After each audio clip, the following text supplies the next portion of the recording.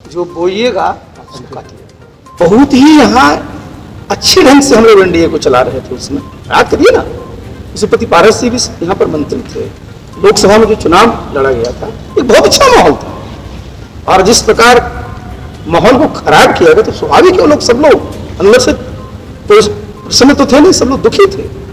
पद प्राप्त करना और उसको पचाना, ये दोनों बहुत अहम होता है। As you sow will you reap. जो बोइएगा उसको काटिएगा।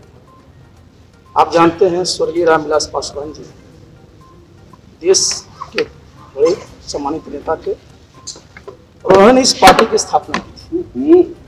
और 2020 के चुनाव में आपने देखा कि बिहार में जो एनडीए गठबंधन था, जनता दल यू भारतीय जनता पार्टी लोजपा, बहुत शानदार ढंग से हम लोगों का कोऑर्डिनेशन था। हम लोगों ने चुनाव लड़ा और 40 में से 39 सीट हम लोग, परफेक्ट कोऑर्डिनेशन हम लोग।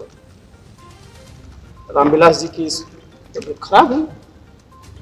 2000 आपने देखा कि 20 का जो हमारा असेंबली का चुनाव, उसमें जो उनके पार्टी को नेतृत्व दे रहे थे, उनका कैसा खराब रह गया।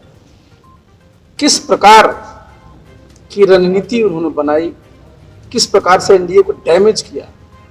तो स्वाभाविक है कि अगर आपके मन में कुछ इस तरह की बात रहेगी तो उसका तो परिणाम आएगा। और साथ ही आप जानते हैं कि लोक जनशक्ति पार्टी में स्वर्गीय रामचंद्र पासवान जी का, उनके भाई पशुपति पारस जी का, और भी इतने साथी हैं, सब लोगों का एक योगदान रहा। सब लोग पुराने अनुभवी सब राजनीति के, और आप जानते हैं कि बिना मेहनत के किसी को बहुत बड़ा पद अगर मिल जाता है तो देखिए, पद प्राप्त करना और उसको पचाना, ये दोनों बहुत अहम होता है।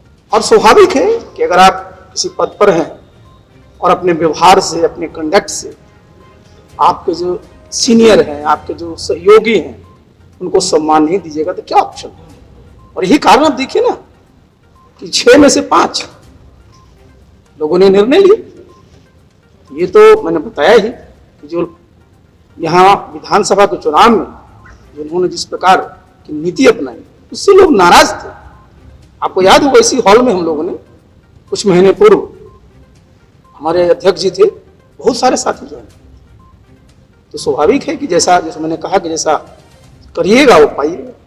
ये उन लोगों के लिए कड़ा संदेश नहीं है जो नेगेटिव पॉलिटिक्स केवल करते हैं, लगातार हमले किसी पर्टिकुलर व्यक्ति को या किसी पार्टी पे डेवलपमेंट की बात नहीं करते हैं, क्या उन लोगों के लिए मैसेज नहीं है? देखिए, राजनीति जो हम लोग करते हैं, आप जो करना चाहते हैं, आपने ठीक कहा कि एक लंबी राजनीति, और लंबी राजनीति का अपना एजेंडा होता है। आपकी अपनी एक विचारधारा होती है, और सवेरे शाम बदलने वाली अगर आप सोच रखिएगा और इधर से उधर करते रहिएगा तो स्वाभाविक है कि आप लंबी राजनीति नहीं करते। लंबे रेस के घोड़ा को बहुत जरा संभल करके चलना पड़ता है।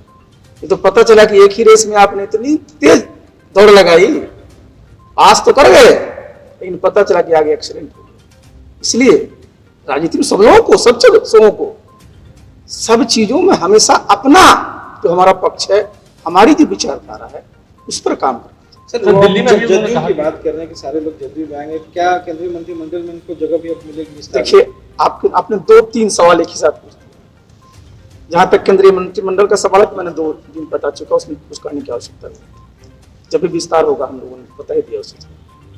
जहां तक जो आज अलग हुए हैं, पहले तो आप जानते हैं इसकी प्रक्रिया, वो प्रक्रिया पूरी होगी, उसका नोटिफिकेशन होता है, अलग दल की मान्यता मिलती है, उनके नेता बनते, सब चीजें होता है।